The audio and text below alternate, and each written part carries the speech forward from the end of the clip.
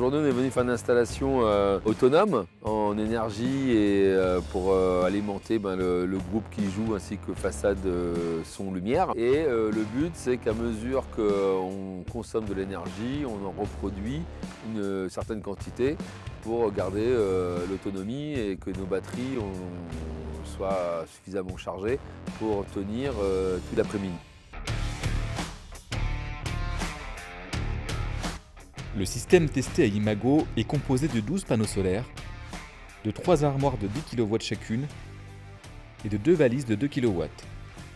La première armoire alimente le système son, façade et retour et la deuxième alimente les projecteurs traditionnels, 8 PC de 1 kW et les projecteurs automatisés ainsi que les para-LED. La troisième armoire est en backup.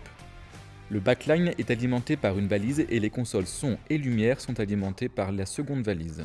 Toutes les batteries sont rechargées en permanence par les panneaux solaires qui délivrent jusqu'à 5 kW par heure.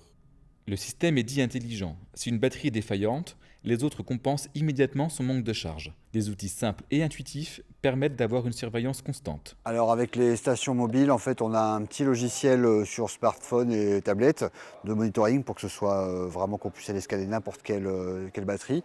Il est assez simple d'utilisation. En fait, ça marche à base de QR codes qui sont sur chaque batterie. On lui demande de se mettre en scan d'une batterie. On scanne le QR code, il se connecte directement à la batterie pour nous indiquer les niveaux restants et surtout le voltage et l'ampérage qui est donné soit par batterie, soit d'une manière en fait globale pour afficher le pourcentage restant en fait d'énergie. Nouvel outil veut dire nouvelle pratique. Ce système oblige à réfléchir sur sa consommation électrique. Ce qui est intéressant ici, pour nous, c'est de tester jusqu'où est-ce qu'on peut se passer de notre électricité normale. Et là, ce qu'on est en train de voir, c'est est-ce que lorsqu'un groupe joue vraiment à plein feu, de quelle façon est-ce que le système tient sans qu'on injecte quoi que ce soit de notre propre électricité. Après une journée de résidence et 1h30 de live, le bilan fait apparaître une consommation d'énergie de 50% des batteries.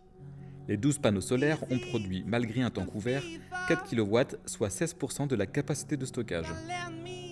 Le test nous permet de voir si on ne peut pas passer à une phase 2 de test pour aller plus dans un système que l'on installerait à demeure ici et qui pourrait nous permettre de mesurer vraiment dans un fonctionnement normal, lorsque les 3 studios marchent, lorsque tous les systèmes marchent, ce que l'on pourrait remplacer.